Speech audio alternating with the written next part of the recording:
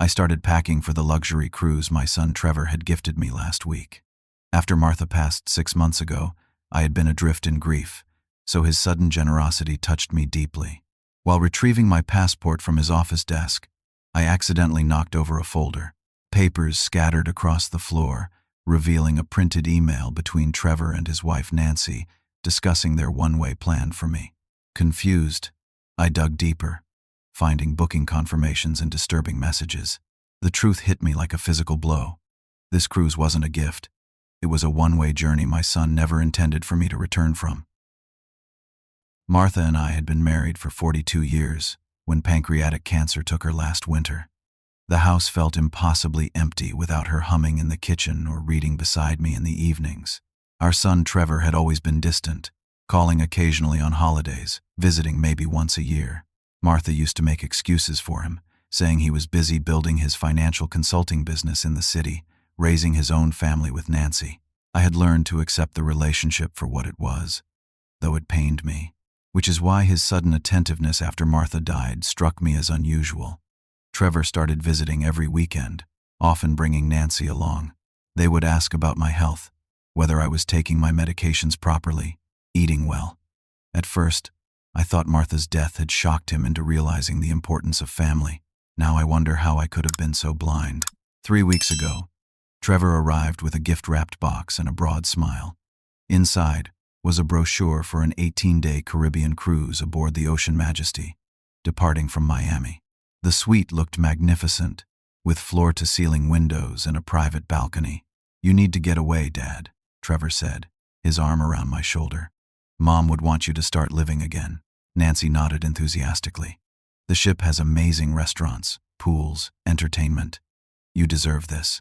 I was genuinely touched, especially when Trevor mentioned the cost. $8,000. "But you're worth every penny, Dad." Trevor insisted on handling all the arrangements himself. "You just focus on packing and relaxing. I'll take care of everything else." When I offered to reimburse him part of the cost, he seemed almost offended. "Absolutely not. This is our gift to you." What struck me as odd was his insistence on keeping all the documentation. "The tickets are electronic anyway, Dad. I'll print everything and bring it the day we drive you to the port."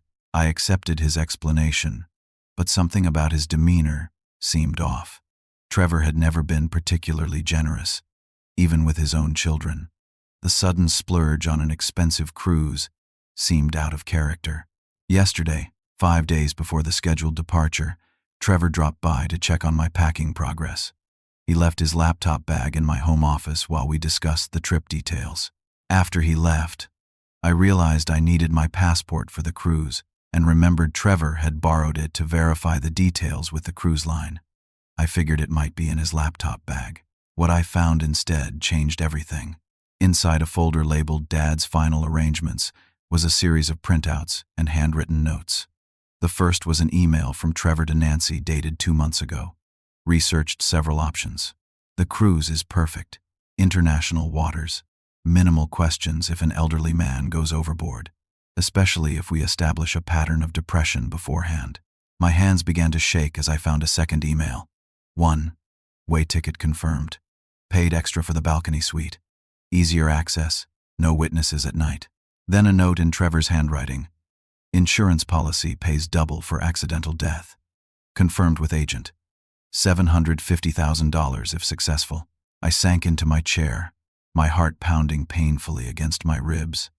My own son was planning my death. Further in the folder, I discovered something that explained Trevor's sudden financial generosity. A bank statement showed he had opened a credit card in my name without my knowledge, charging the entire cruise to this fraudulent account. He had created a massive debt in my name, while plotting to ensure I would never return to discover it. I found a real estate agent's business card with a note. List house while on cruise. Estimated value, $375,000. Combined with insurance for total $1.10 million solution. The folder contained a draft suicide note, supposedly written by me, expressing despair over Martha's death.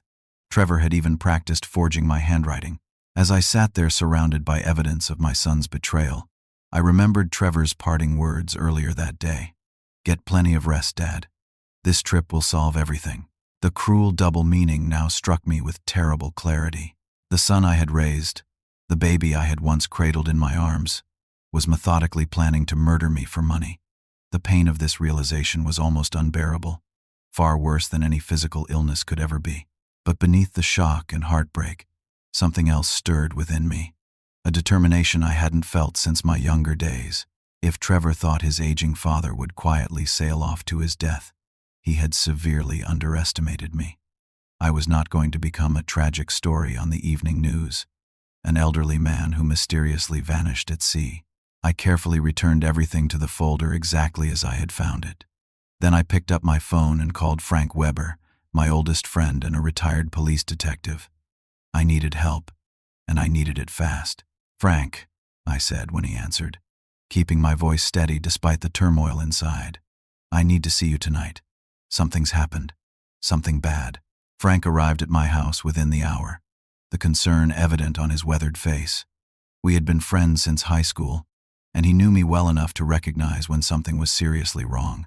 I led him to my kitchen, far from any windows where Trevor or Nancy might possibly see us if they made an unexpected visit. "This better be important, Bailey," Frank said, settling his bulky frame into a chair at my kitchen table. I was right in the middle of a fishing show. I placed the folder in front of him without comment. Frank had spent 30 years as a detective, and I watched his expression change from mild annoyance to professional focus as he methodically examined each document. "Jesus Christ," he finally whispered, looking up at me. "Your own kid?" I nodded, the lump in my throat making speech difficult. "We need to call this in right now," Frank said, reaching for his phone. "Wait." I placed my hand on his arm. "I need to understand why first, and I need more evidence. This looks bad, but a good lawyer could probably explain it away." Frank sighed, knowing I was right. Trevor could claim he was writing a mystery novel or something. We need proof of actual intent. For the next 3 days, Frank helped me conduct a thorough investigation into my son's life. What we uncovered painted a disturbing picture. Trevor's financial consulting business was failing spectacularly. He had made several high-risk investments for clients that had gone disastrously wrong. 3 former clients had pending lawsuits against him, and his office lease had an eviction notice posted on the door when we drove by. Frank used his connections to discover Trevor and Nancy were 6 months behind on their mortgage payments. Their bank accounts were nearly empty, and they had maxed out multiple credit cards. Trevor was facing potential criminal charges for misappropriation of client funds. "He's desperate," Frank concluded as we sat reviewing financial documents in my garage, where Trevor wouldn't spot Frank's car if he drove by. "Your death would solve all his problems at once." We discovered Trevor had taken out a life insurance policy on me 8 months ago, just before Martha's diagnosis had taken a turn for the worse. The timing suggested he had been planning this for quite some time, waiting for the right opportunity.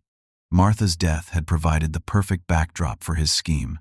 "The policy has a 2-year suicide exclusion clause," Frank pointed out, "which is why he needs to make it look like an accident."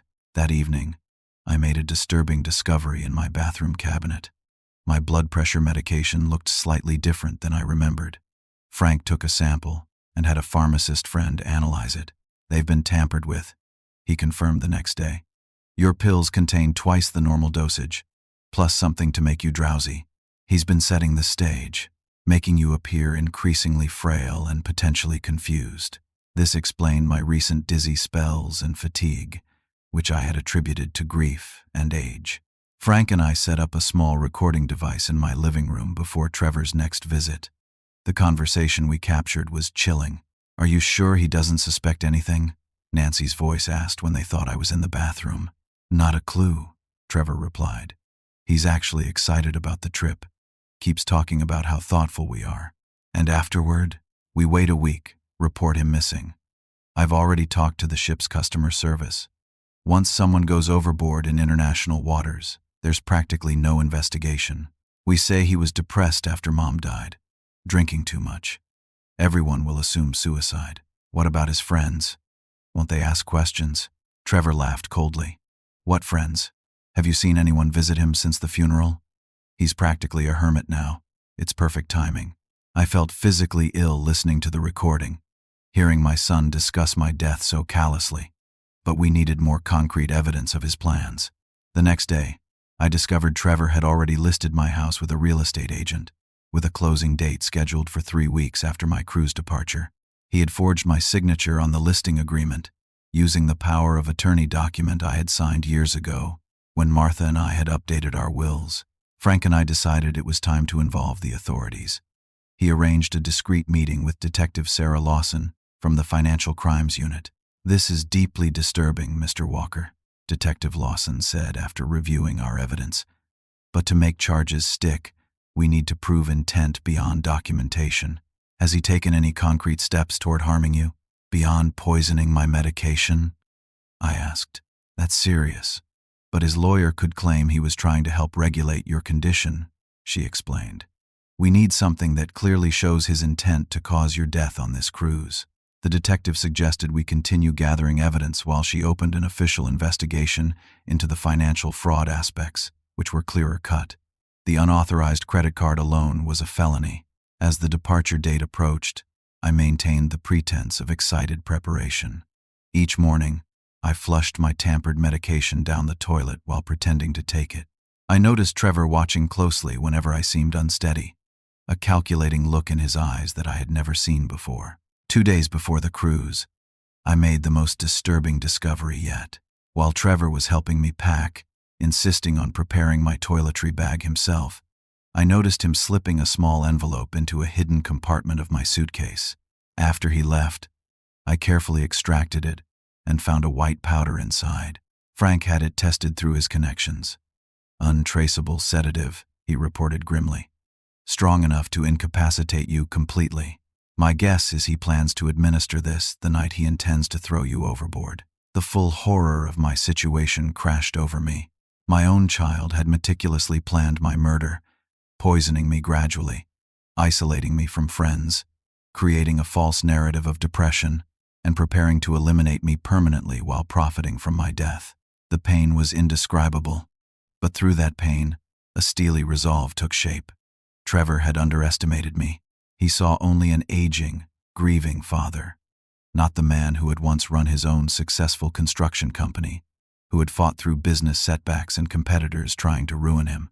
I had not survived 68 years by being naive or weak. "All right, Trevor," I whispered to myself as I carefully replaced the envelope in my suitcase.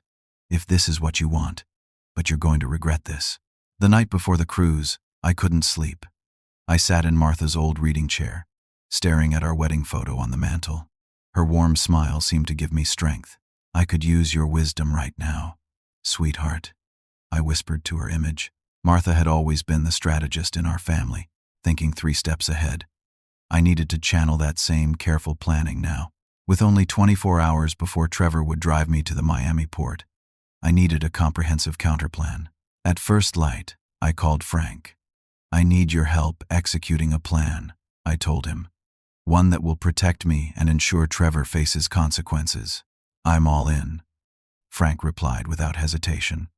"What's your strategy?" First, I needed to secure my actual assets. I drove to my bank when it opened and removed all important documents from my safe deposit box, transferring them to a new box under a different name Frank helped me establish. I withdrew a significant amount of cash and arranged for my pension checks to be redirected to a new account Trevor couldn't access. Next, I visited my lawyer, Gretchen Maxwell. I had known Gretchen for 20 years and trusted her completely. I showed her the evidence we had gathered and explained the situation. "This is absolutely horrific," Gretchen said, her professional composure momentarily breaking. "Let's update your will immediately."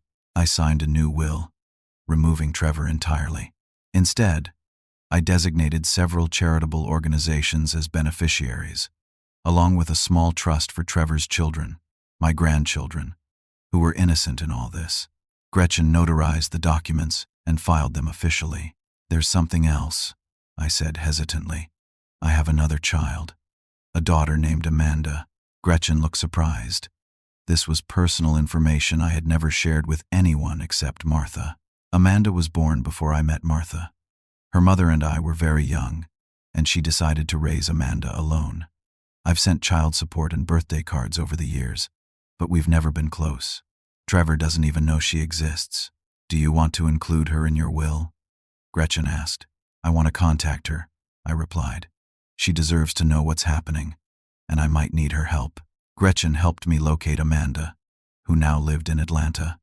The phone call was awkward at first. We hadn't spoken in years. Dad? Her voice sounded cautious when I identified myself. Is everything okay? Not exactly, I admitted. I need to tell you something important, and it's going to sound incredible. I explained the situation as calmly as I could. There was a long silence when I finished. You have proof of this? She finally asked, her tone carefully neutral. Substantial proof. I can send it to you right now. I emailed copies of the documents, the recording, and photos of the tampered medication. 10 minutes later, my phone rang again. I'm driving up tomorrow, Amanda said. All caution gone from her voice, replaced by anger and determination. This is insane. I can't believe he would do this to you. You believe me? I asked, surprised by the swift change. The evidence is pretty damning, she replied. Plus, I'm a forensic accountant. I can spot financial fraud from a mile away. What Trevor's done with your accounts and credit leaves a clear paper trail. I felt a wave of emotion. The daughter I barely knew was willing to help me without question. Thank you, Amanda. Don't thank me yet. We need to nail this guy, father or not. With Amanda driving up from Atlanta, I moved to the next phase of my plan.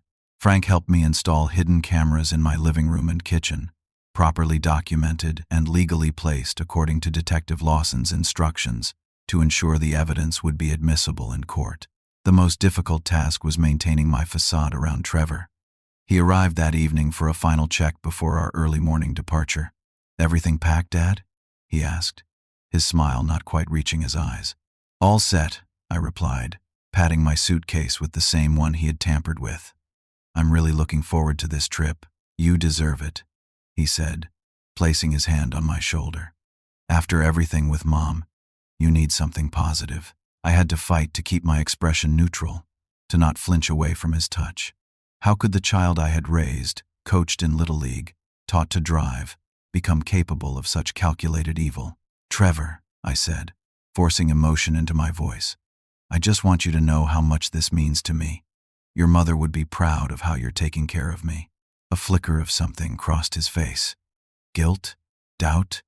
But it vanished quickly, replaced by his practiced smile. Get some sleep, Dad. Tomorrow's a big day. After he left, I sat trembling on the couch. The performance had drained me completely. My phone buzzed with a text from Frank. Cameras caught everything. Audio clear. Detective Lawson called next. We've been building the financial case. Trevor's stolen approximately $85,000 from your accounts through forged checks and unauthorized transfers over the past year. That alone would put him away for 5 to 7 years.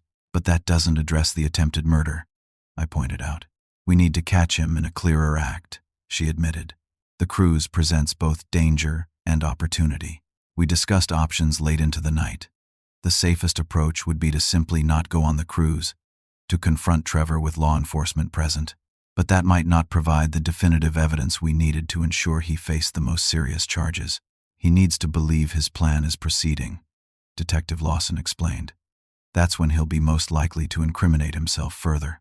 I agreed to proceed with boarding the cruise, but with significant safeguards in place. Detective Lawson would have officers at the port, and I would wear a recording device. Amanda would follow us to Miami in her own car, maintaining visual contact. As I finally tried to sleep that night, I felt torn between determination and profound sadness. Tomorrow would either bring justice or disaster. There was no middle ground. My last thought before drifting into uneasy sleep was of Martha. I wish you were here, I whispered into the darkness. But maybe it's better you never had to see what our son became. The morning of the cruise dawned bright and clear, almost mocking the darkness of what was unfolding in my family. I stood in my bathroom, staring at my reflection. Had I aged that much since Martha died? My face looked drawn, with deep circles under my eyes from lack of sleep. No wonder Trevor thought I was an easy target. I secured the small recording device Frank had provided, carefully hidden under my shirt. Detective Lawson had arranged for port security to be subtly monitoring us, though they wouldn't intervene unless necessary. Amanda had texted that she was in position, following at a distance in her rental car. At precisely 7:30, Trevor's SUV pulled into my driveway. He and Nancy both got out, looking surprisingly cheerful. "Big day, Dad," Trevor called out, hurrying up to help with my luggage. I noted he seemed particularly interested in making sure I had the suitcase with the hidden sedative. "Don't forget your toiletry bag," he reminded me twice. Nancy hugged me with what seemed like genuine affection. "You're going to have such a wonderful time," she said. Her voice caught slightly, making me wonder how complicit she truly was in all this. The recordings suggested she knew about the plan, but perhaps not all the details. Trevor insisted I join them for breakfast at a diner on the way to Miami. "We should celebrate the start of your adventure," he said. At the restaurant, Trevor was unusually attentive, even emotional. He ordered my favorite breakfast and raised his orange juice in a toast. "To new beginnings," he said, his eyes meeting mine with an intensity that might have seemed like love to an outside observer. I raised my glass in return, wondering if he intended to poison my food here before we even reached the ship. I was careful to watch my plate and drink at all times. "You know, Dad," Trevor said, leaning forward, "I never properly thanked you for everything you did for me growing up. The baseball games, helping with school projects, teaching me to drive. Was this genuine emotion breaking through his plan, or part of establishing his public image as a devoted son before my accidental death?" I couldn't tell anymore. "That's what fathers do," I replied simply. "Well, this cruise is just the beginning," he continued. "Nancy and I have been talking about having you move closer to us after you get back, maybe into that nice senior community near our house." More lies. According to the documents I'd found, Trevor had already arranged to sell my house while I was away, permanently. As we continued our drive to Miami, I activated the recording device by pressing the hidden button through my shirt.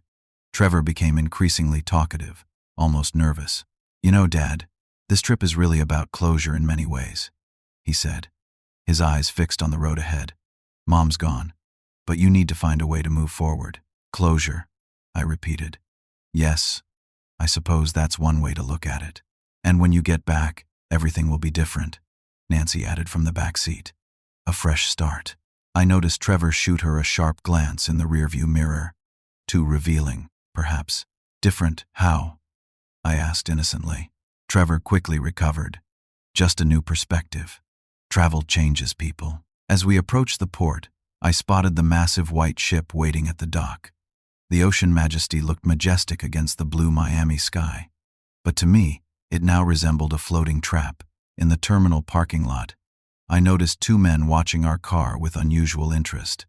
When Trevor parked, he nodded slightly in their direction before turning to help me with my luggage. "Friends of yours?" I asked casually. Gesturing toward the men, Trevor stiffened momentarily. "No. Why? They seem to be watching us. Probably cruise employees," he said dismissively. "They help with luggage." But I noticed he made a point of guiding me away from them as we walked toward the terminal entrance. The check-in area was crowded with excited passengers. Trevor handled all the documentation, presenting my passport and the cruise documents to the attendant. I noticed he avoided using my credit cards, instead paying the onboard deposit with cash. "Your suite is all set, Mr. Walker," the cheerful attendant said to me. "Balcony suite 1234 on deck 12, one of our finest accommodations." "One way or round trip?" I asked casually. The attendant looked confused.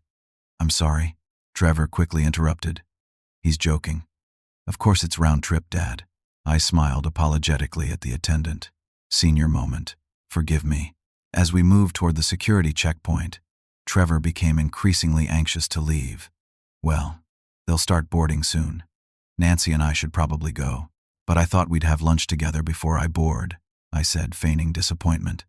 "The website said boarding doesn't begin for another 2 hours. I have an important client meeting this afternoon," Trevor explained, checking his watch. "We really should head back. At least walk me to security," I insisted. Reluctantly, Trevor agreed. As we approached the security area, I saw Detective Lawson positioned discreetly by a pillar, dressed as a tourist. Our eyes met briefly, and she nodded almost imperceptibly. Trevor gave me a quick, awkward hug. "Have the time of your life, Dad." You deserve it." Nancy hugged me longer, and I felt her slip something into my jacket pocket. "Take care of yourself," she whispered, her voice trembling slightly. As they turned to leave, I made my move. I staggered suddenly, clutching my chest, and collapsed against a nearby bench. "Sir, are you all right?" A security officer rushed forward. "I just feel dizzy," I gasped, playing my role perfectly. Chest pain. Within minutes, port medical staff surrounded me. Trevor stood frozen several feet away, his face a mask of conflicting emotions. "He has a heart condition," Trevor told the medical staff, quickly crafting a narrative. "He sometimes forgets his medication. I took my pills this morning," I countered weakly. "Trevor, you saw me take them at breakfast." The medical team decided I needed to go to the hospital for evaluation, effectively preventing me from boarding the cruise. "This is just a precaution," one paramedic assured me as they helped me onto a stretcher. "Better safe than sorry." I watched Trevor's face as they wheeled me toward the waiting ambulance. The barely concealed panic in his eyes told me everything. His carefully constructed plan was unraveling. "Trevor," I called out, reaching for his hand. "I'm sorry about the cruise. All that money you spent." "Don't worry about that now, Dad," he said, forcing concern into his voice. "Your health comes first." As the ambulance doors closed, I caught a glimpse of Trevor, urgently speaking to the two men I had noticed earlier. Detective Lawson was following them discreetly, her phone to her ear. At the hospital, the doctors found no evidence of a heart attack, but the blood test revealed something far more interesting: traces of a powerful sedative in my system. "Have you taken any sleep medication today?" the doctor asked, reviewing the results. "No," I replied truthfully, "but I had breakfast with my son before coming to the port." The doctor looked troubled. "This particular compound isn't found in over-the-counter medications. It's prescription only, and at a concentration that could cause respiratory depression." Detective Lawson, who had followed us to the hospital, documented everything. "This is exactly what we needed," she said quietly when the doctor left. "Concrete evidence of attempted harm." While I was still being monitored in the emergency room, Trevor called, his voice tightly controlled. "Dad, how are you feeling? Do they know what happened?" "They're running tests," I said vaguely. "Might be my blood pressure. They want to keep me overnight for observation." "That's probably for the best," Trevor said, relief evident in his tone. "The cruise will still be there. Maybe you can catch up to it at the next port." "Maybe," I agreed, though I'm thinking I might just come home instead. There was a telling pause. "Home?" Trevor finally said. "But the cruise, all the arrangements." "There'll be other cruises," I replied. "I just want to rest in my own bed." "Let's talk about it tomorrow," Trevor said quickly. "Get some rest now." After hanging up, I looked at Detective Lawson.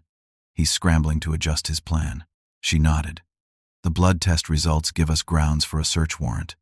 We're moving on your house now, before Trevor can remove any evidence." As evening fell, I was released from the hospital. Instead of going home, Detective Lawson took me to a hotel where Amanda was waiting. The reunion with my daughter was awkward but warming. "You look like your mother," I said, seeing the resemblance clearly for the first time. Amanda smiled tentatively. "So I've been told." She gestured to her laptop. "I've been reviewing Trevor's financial records that Detective Lawson provided. It's worse than we thought. He's been systematically draining your accounts for over a year. The important thing is that you're safe," Detective Lawson interjected. "My team just reported that Trevor returned to your house an hour ago. He appears to be removing items." I nodded, unsurprised. "He thinks I'm in the hospital overnight. He's probably accelerating his timeline, grabbing whatever valuables he can." Detective Lawson's phone rang. After a brief conversation, she turned to me with a grim satisfaction. The search team found additional evidence in Trevor's car, detailed notes on how to make a death appear accidental at sea, and a second packet of the same sedative found in your system. I closed my eyes, the final hope that this was all some terrible misunderstanding evaporating completely. My son had truly intended to kill me. "What now?" Amanda asked, taking my hand supportively. "Now," Detective Lawson said, "we prepare for a confrontation that Trevor won't be expecting." The next morning, Detective Lawson outlined the plan. "We've established surveillance at your house. Trevor and Nancy arrived early and appear to be going through your belongings. The officers are monitoring but not intervening yet. I nodded, my heart heavy, but my resolve firm. I want to confront him myself. He deserves to face me and explain why he would do this to his own father. Detective Lawson looked concerned. That could be dangerous, Mr. Walker. Trevor has already demonstrated he's willing to harm you. I'll be wearing the wire, I insisted. Your officers will be nearby. I need to do this, to look him in the eye. After some discussion, Detective Lawson reluctantly agreed. We'll have officers positioned around the house. At the first sign of danger, they'll move in. Amanda insisted on coming along, waiting in a surveillance van where she could hear everything through my wire. I want to know what kind of person my half-brother really is, she said grimly. The drive back to my house felt surreal. This was the home where Martha and I had lived for 30 years, where we had raised Trevor, celebrated birthdays and Christmases, created a lifetime of memories. Now it was the scene of betrayal so profound it defied comprehension. As we approached, I could see Trevor's SUV in the driveway. Detective Lawson parked around the corner, out of sight. Remember, we have enough evidence already for the financial crimes, she reminded me. The goal here is to get him to incriminate himself regarding the murder attempt. But don't take unnecessary risks. I checked the recording device one last time, then walked steadily toward my own front door. Through the window, I could see movement in the living room. Taking a deep breath, I used my key and entered. The scene that greeted me stopped me cold. Trevor and Nancy were sorting through Martha's china collection, carefully wrapping pieces and placing them in boxes. Other boxes around the room were filled with electronics, framed photos, and various valuables. What are you doing in my house? I asked quietly, closing the door behind me. They both froze, turning toward me with identical expressions of shock. Trevor recovered first, his face shifting to concern with practiced ease. Dad, you should be in the hospital. Are you okay? I'm fine, I replied evenly. The doctors found something interesting in my blood work, though. A powerful sedative that I never knowingly took. Any idea how that got there? Trevor's face paled slightly, but his expression remained controlled. What are you talking about? You must be confused. I gestured around the room at the boxes. And this? Planning a yard sale without telling me? Nancy looked profoundly uncomfortable, shifting her weight from foot to foot. Trevor stepped forward, adopting a placating tone. We were just organizing some things for you.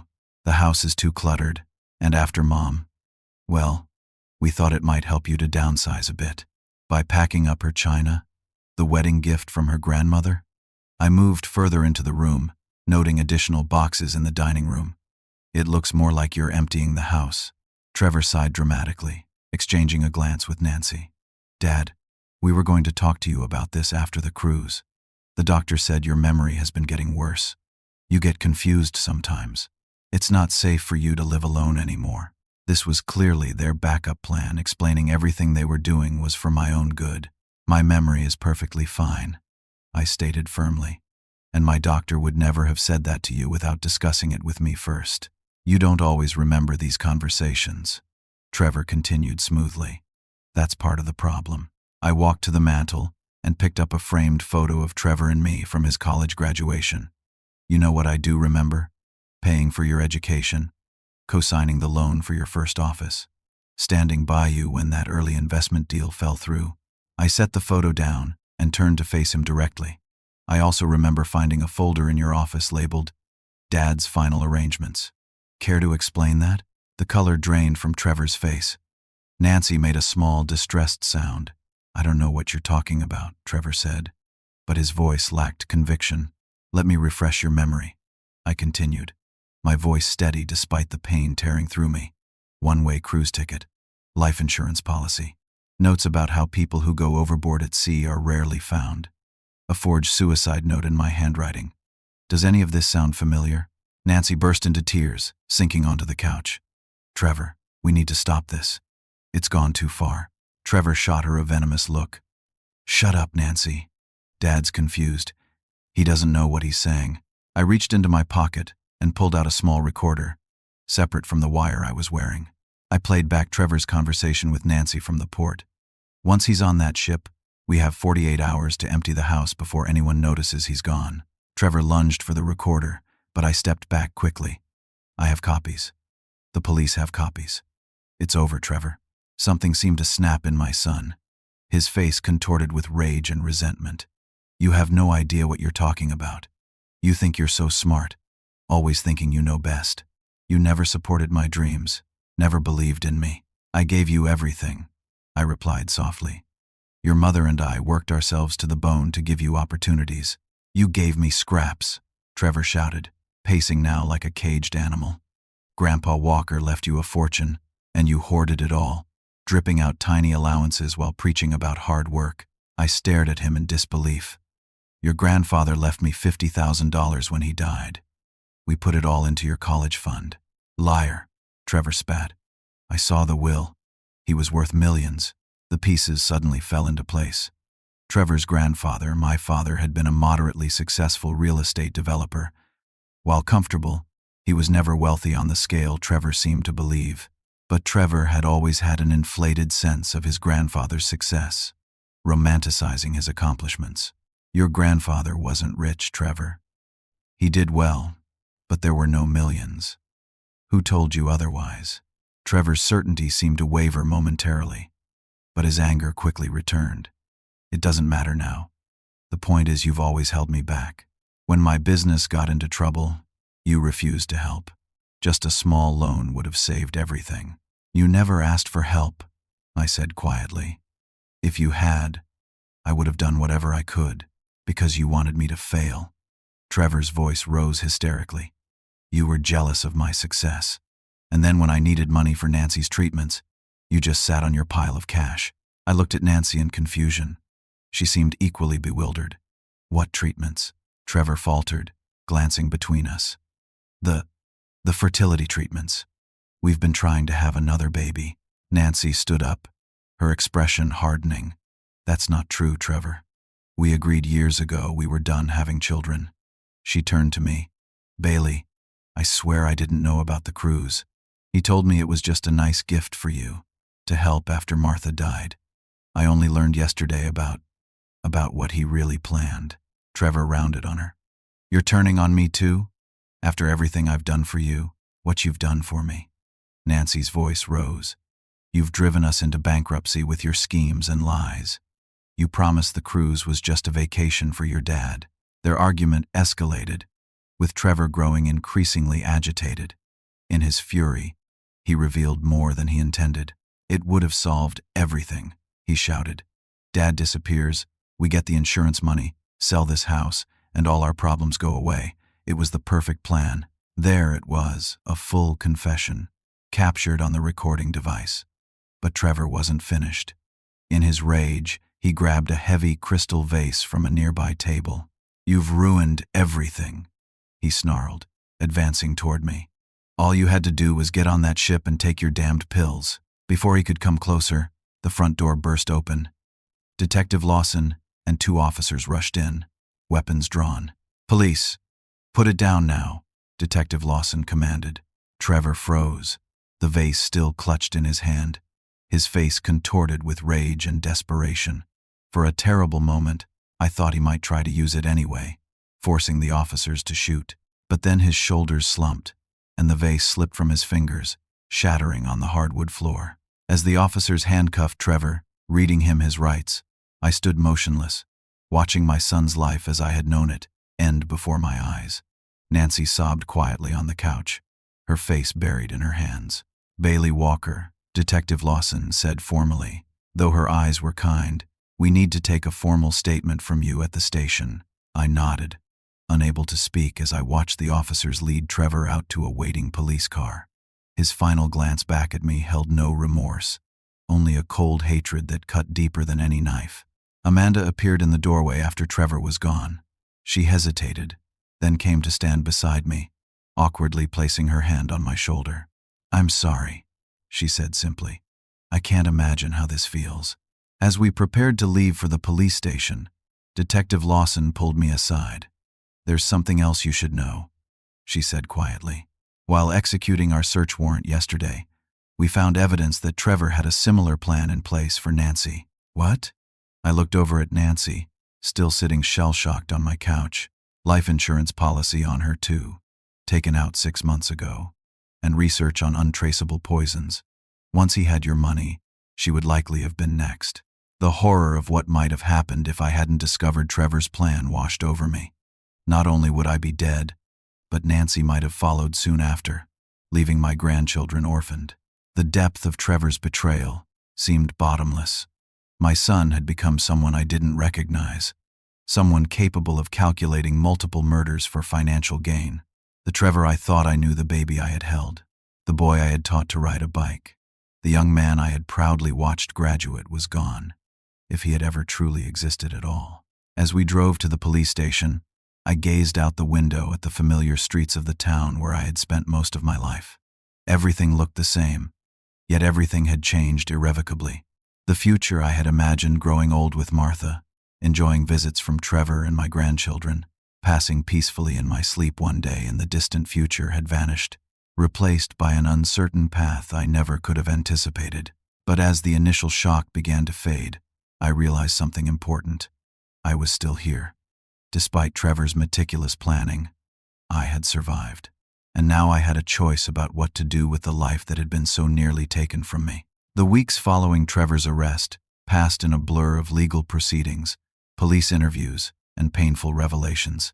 Each new discovery seemed to drive the knife deeper into my heart. The preliminary hearing was particularly difficult. Sitting in the courtroom, watching Trevor in his orange jumpsuit, his hands cuffed before him, I struggled to reconcile this cold-eyed stranger with the son I thought I knew. District Attorney Melissa Harmon laid out the case against Trevor with methodical precision. The financial crimes alone were substantial: identity theft, credit card fraud, forgery, and embezzlement from both my accounts and his client's funds. But the attempted murder charges were what captured the media's attention. The defendant meticulously planned to murder his father for financial gain, D.A. Harmon explained to the judge.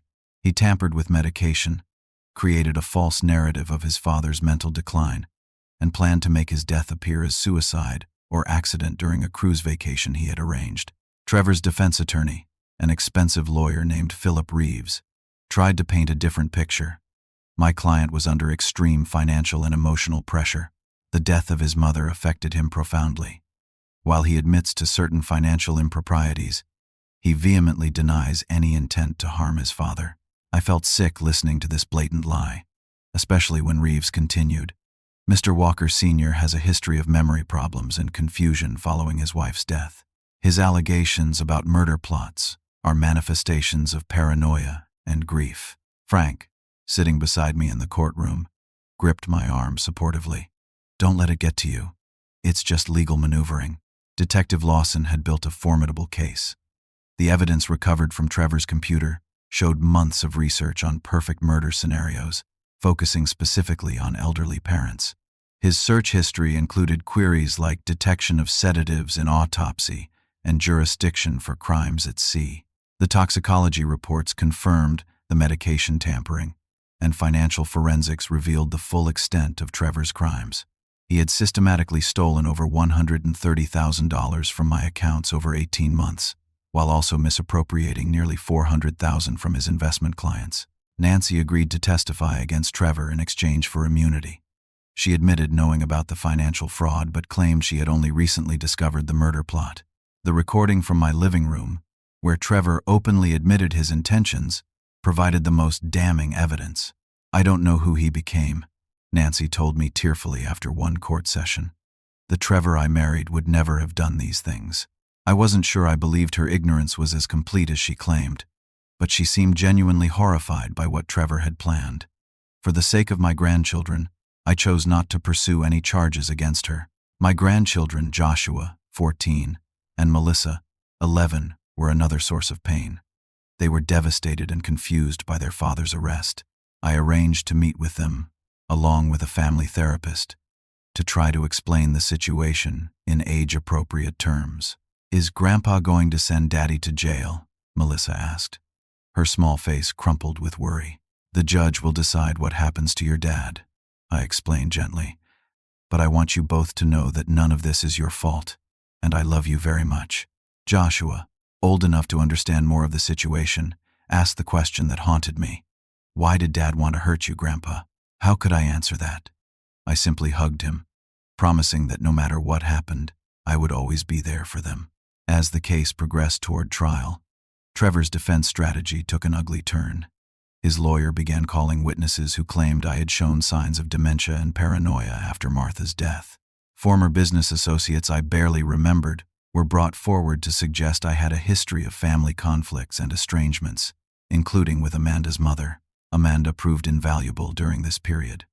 Her background as a forensic accountant allowed her to dismantle many of the defense's financial claims. More importantly, her steady presence helped me navigate the emotional turmoil. He's trying to rewrite history, I told her one evening as we reviewed the day's testimony, making me sound like some kind of monster who deserved what he planned. The jury isn't buying it, Amanda assured me. The evidence is too strong, and you come across as sincere and clear-headed. 3 months after the arrest, the prosecution received an unexpected break. Nancy, increasingly isolated and struggling financially, offered to provide additional evidence in exchange for help relocating with her children. Trevor talked about doing this for years, she revealed in a recorded statement, after his grandmother died and left everything directly to Bailey, bypassing him. Trevor became obsessed with what he called his rightful inheritance. He believed Bailey was hiding millions. This revelation explained so much about Trevor's resentment. My mother had indeed left her estate directly to me, bypassing Trevor, but it had been a modest amount. Trevor's belief in a vast hidden fortune was pure fantasy. Nancy also revealed another shocking detail. Trevor had coached Joshua and Melissa to tell relatives I seemed confused and forgetful whenever they visited, building a foundation for claims of mental decline. He made it a game, Nancy explained, her voice breaking. Told them Grandpa was getting old and they needed to help record when he got confused so doctors could help him. This manipulation of my grandchildren to participate unknowingly in his plot was perhaps the cruelest aspect of all. The trial lasted 2 weeks, with the prosecution methodically presenting overwhelming evidence. Trevor maintained his innocence throughout, watching me with cold, accusing eyes whenever I testified. Not once did he show remorse or acknowledge the pain he had caused. The jury deliberated for less than 5 hours before returning with guilty verdicts on all counts, including attempted first-degree murder, multiple fraud charges, and identity theft. At the sentencing hearing, I was asked if I wanted to make a victim impact statement.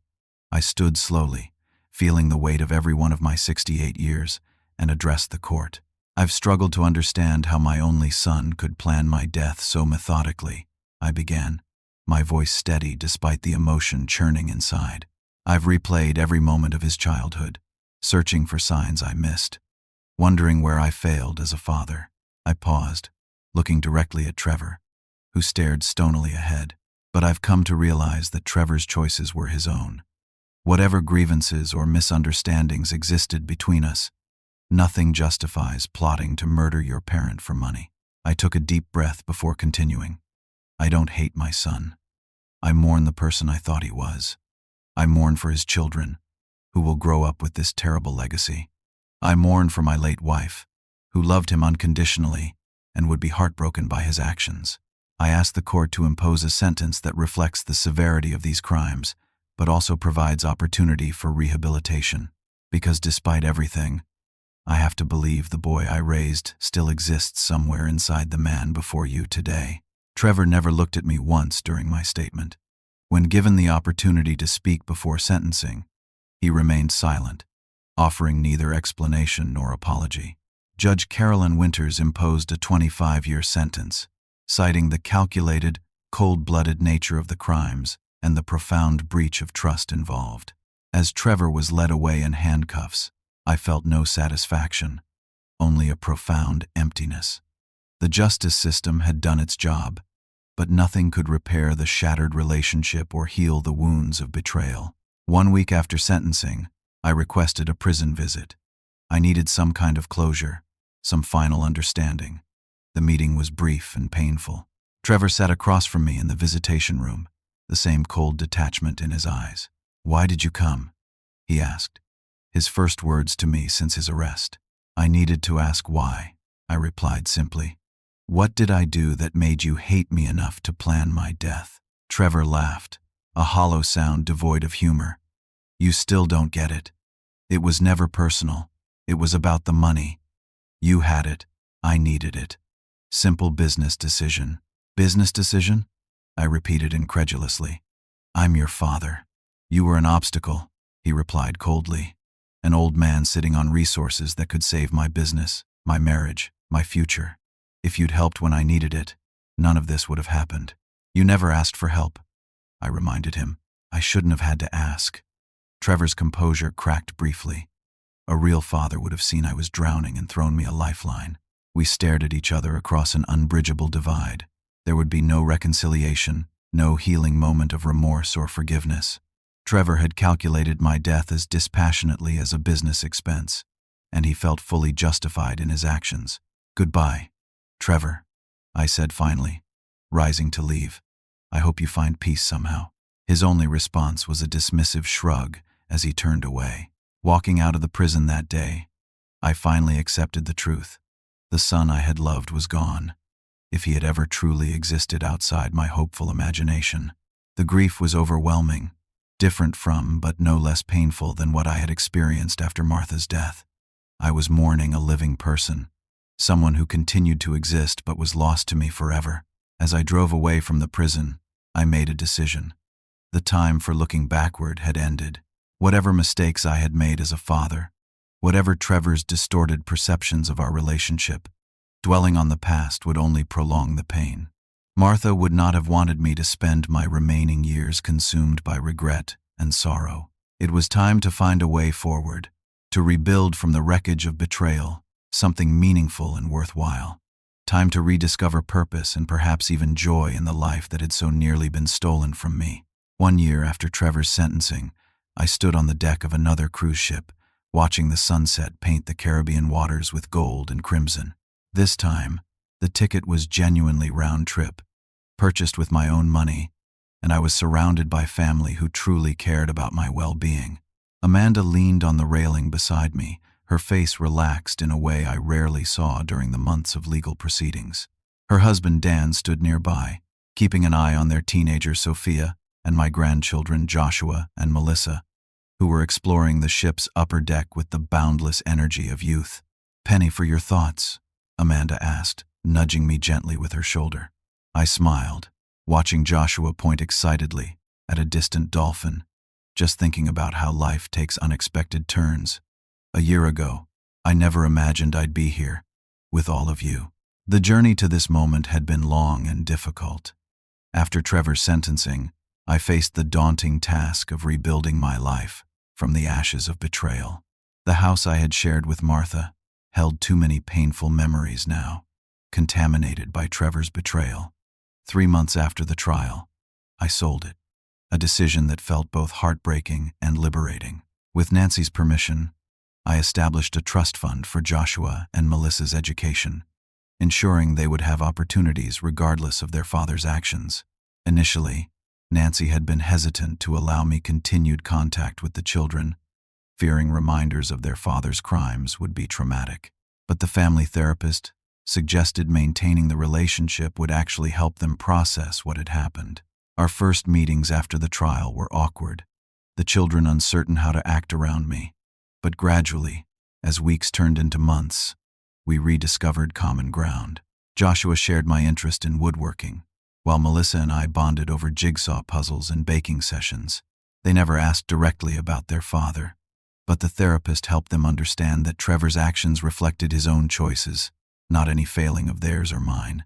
Nancy eventually relocated to be closer to her parents in Ohio, but we maintained regular video calls, and the children spent school holidays with me in my new home, a light-filled condominium in a vibrant community for active seniors.